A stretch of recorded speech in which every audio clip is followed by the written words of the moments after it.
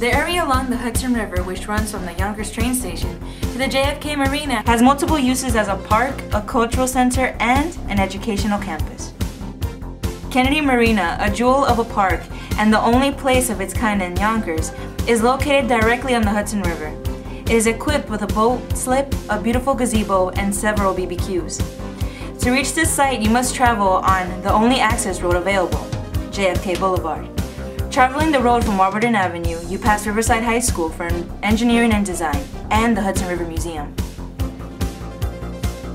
As one proceeds down JFK Boulevard, the Glenwood Power Plant comes into view.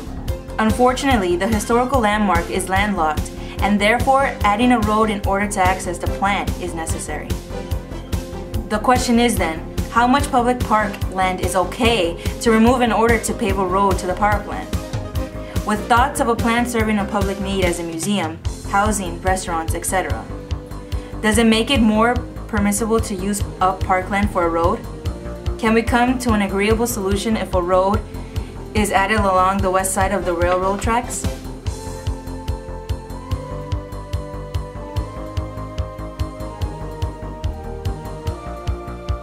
Standing on the Glenwood train station and along the railroad tracks, it is clear to view the narrow strip of land along the western side of the tracks, which is designated for the road. As you can see, if you follow the path, it runs toward the Blue Cube, the old Phillips Dodge site. This could actually be used as a connector between the marina and the Point Street landing. This is important in terms of the Hudson River Walk that New York State wants to create and to which Yonkers has committed. The connection from this narrow strip of land to the marina is precisely the problem that the city is facing. Point Street, the only access road to the northern end of Alexander Street development, would have to extend over the Metro North tracks in order to reach the area. How will this work? What will happen to the homes on both Ravine Avenue and Warburton Avenue? There is at least a 40-foot drop-off from the top of the street to the river. This is important for the future of the project because maps don't really portray the steep incline, nor does it take into consideration the profound effect it would have on the viewshed from Warburton Avenue and below. Will homes up on Warburton Avenue still have a view of the river? How tall can the new buildings be before the views are obstructed? Standing at the intersection of Alexander Street and Babcock Place, it is important to take note of the increase in congestion that will occur in this part of the development.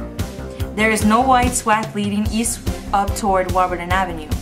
All of the industry on the east side of Alexander Street will make for a tight fit for new buildings.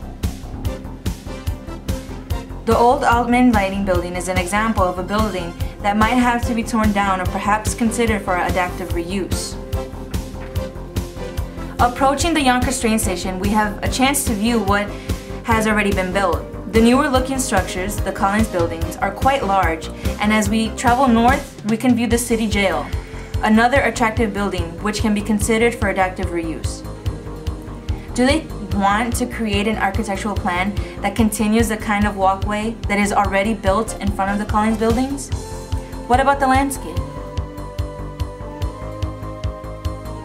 Our visual journey ends at the Bizak Center along the majestic Palisades and the Hudson River.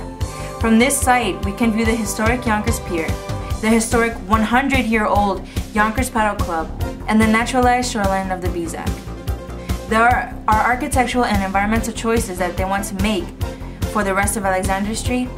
Is it possible to extend that kind of a naturalized shoreline? What would it feel like in front of the apartment buildings? Would they prefer to look in front of the Collins buildings?